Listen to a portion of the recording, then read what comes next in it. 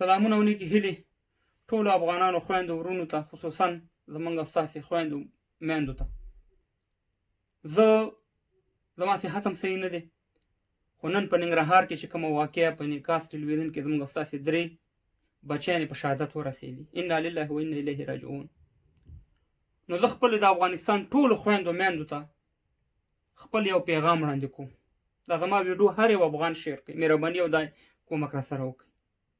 زه دا خبره کوم چې مجاهد په نوم باندې د افغانستان د ښځو نه عزت واغستو، د طالب په نوم باندې تېنه تعلیم واغستو، د ښځو نه د ډیموکراسۍ په نوم باندې تېنه خپل ژوندون واغستو. په دې 3 واړو زما خبرې دي. خو زه د افغانستان خویندو میندو ته یو پیغام وړاندې کوم، ځکه دا هره یوه جلۍ، هره یوه ماشومه یو مور جوړېږي. تاسې د دې ټولنې غټ احساس دی، تاسې به خپل مرام، تاسې به خپل حوصله د لاسه نه ورکوئ.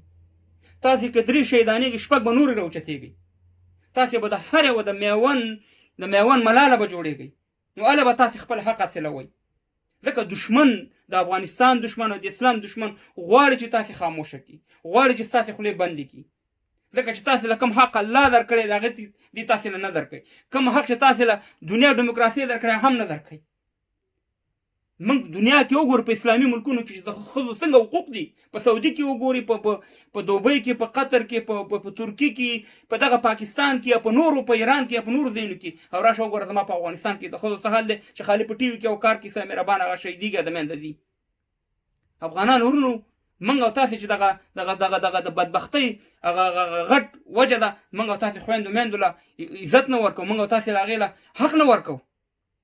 زه دا خبره کوم چې د مجاهد په نوم باندې خلک چې راله په 2 کې بېادبي د ډېره مافي زموږ او ستاسې خویندې میندې بې عزته کړي. بېګانه به د جلۍ واده و، دې به راوسته ځان ته به یې په نکاح کړه. دا ټولې په ریکارډ باندې دا ټول ثبوتونه دي د مکریانو د بلډینګونو نه. هغه زموږ او ستاسې خویندې میندو ضرورونه خودکشیانې یې وکړې، مړې کړې، ځکه چې دې مجاهدینو په نوم باندې دې ورته بېعزتي وراړوله. بېادبي د مافي د ښځو نه سینې غوڅې کړې، همدغه د اسلام په نوم باندې همدغه مجاهدینو. او بیا به پاکستان ته چې راله، ما دا ټول لیدلي دي، زه د دروغ نه وایم. دا د شمشتو مجاهد مې هم لیدلي، دا د کچه ګړي مې هم لیدلي، دا کوغونه، دا ټول مې لیدلي. قسم په خدای دی چې په دې سینماګانو کې به ډلې ننوتل، دا به فلمونه، سیکسي فلمونه به یې کاته، بېادبي دې مافي. مګر دلته په افغانستان کې د اسلام خبرې کولې، بیا زما خویندو میندو سره کم ناروا، کوم عملونه وکړي، عزتونه یې ترې واخېسته. د دې د لاسه زما خویندې میندې په پاکستان کې بېعزته شي، په نورو دنیا کې. بیا دا نور شپږ نوي کې چې طالبان راله، وروره د اسلام په نوم باندې د ښځو یې مکمل په کورونو کېنولي، تعلیمونه یې ترې واخېسته.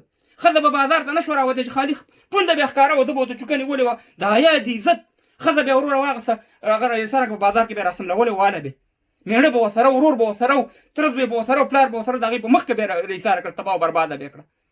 او بیا همغه د مجاهد بچیان وکاته چې لوس لغړ په دنیا کې وګرځه. همغه د طالبانو مشران تاسې وکاته په ماسکو کې د لوسو جنکو ته انټرویوانې ورکړې، هغې ته یې عکسونه واخېسته.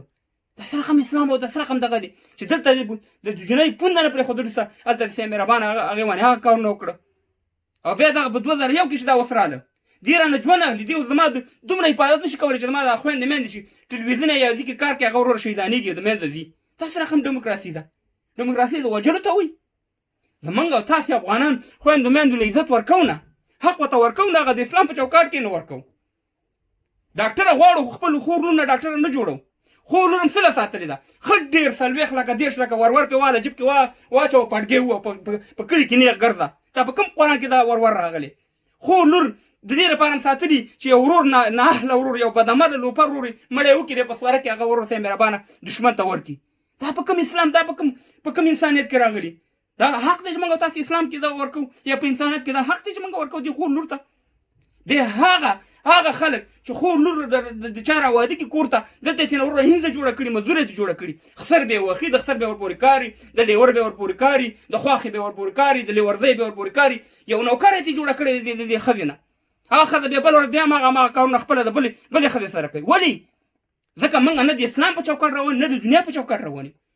د خدای په لحاظ باندې لږ قرآن ته وګورئ، د قرآن ته چې ښځه دې وروره بله ورځ د ښځې ناجوړی او بله ورځ اچولي په شفاخانې ته روان کړي، په سړي باندې شرمېږي چې سړی ورته ولاړي، خو خپله خور لور سره بیا تعلیم نه کوي، او نه یې تعلیم ته پرېږدي، نه یو ټي وي ته پرېږدي چې ټي وي کې کار وکړي. نو خویندو میندو، تاسې به خپلې حوصلې نه بیلئ، تاسې سره وروڼه ولاړي، تاسې سره پلاران ولاړي، تاسې به خپل تعلیمونه هم جاري ساتئ، تاسې به خپل په ټي وي کې کار هم کوئ، په حکومت کې به کار هم کوئ. دا ستاسې اسلامي انساني حق حساب حق دی او دغه د اسلام ټیکاداران او دغه د دیموکراسي ټیکاداران دی به هر څه کوشش کوي چې تاسو خاموشه کړي. ان شاء الله تاسو نشي خاموشه کول ځکه ښځه که په دې دنیا نه وي موږ به نه وي